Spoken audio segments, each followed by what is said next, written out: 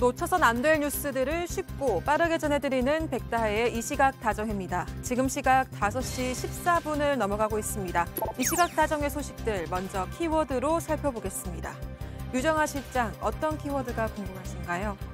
어제도 우리가 대화를 많이 했는데 네. 통했을지 정말 궁금한데 저는 이 폭격 맞은 듯이라는 키워드가 좀 눈에 띕니다.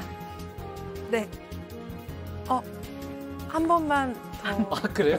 잘 안 맞았나요? 그 실장한테는 기회를 또 줘요. 네. 그러면 폭동 약탈? 네, 맞습니다. 네, 첫 번째 키워드 폭동 약탈 소식부터 전해드리겠습니다. 남아프리카 공화국에서 제이콥 주마 전 대통령의 구금에 항의하는 시위가 대규모 폭동과 약탈로 번지고 있습니다. 약탈에 나선 사람들은 경찰의 제지에도 아랑곳하지 않고 각종 물건들을 훔쳐서 달아나고 있습니다. 그야말로 무법천지 상태가 된 건데요.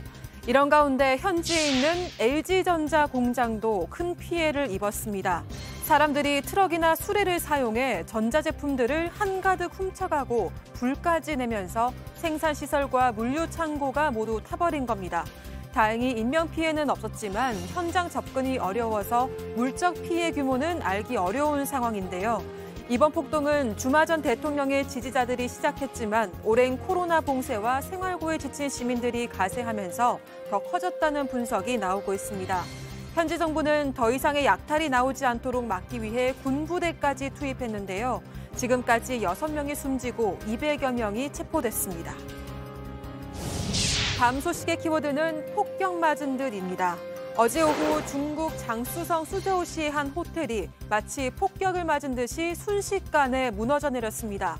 사고 당시 건물에는 23명이 묵고 있었습니다. 지금까지 14명을 구조했지만 8명이 숨지고 9명이 실종된 상태입니다.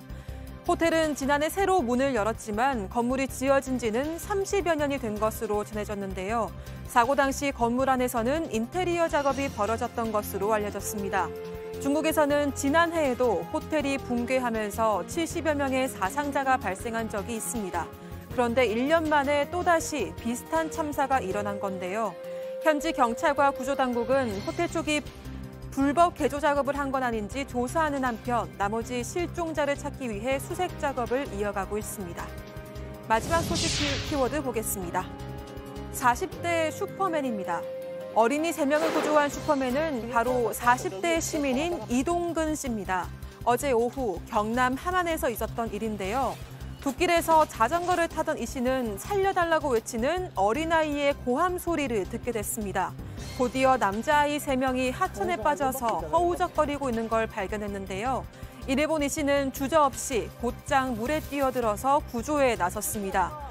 신속하게 구조된 아이들은 인근 병원으로 옮겨졌는데요. 다행히 생명에 큰 지장이 없는 것으로 확인됐습니다.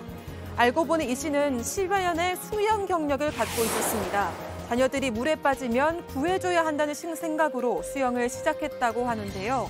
이 씨는 당연히 해야 할 일을 했을 뿐이라며 아이들이 무사하다니 정말 다행이라고 전했습니다. 지금까지 이 시각 다정의 백다희였습니다.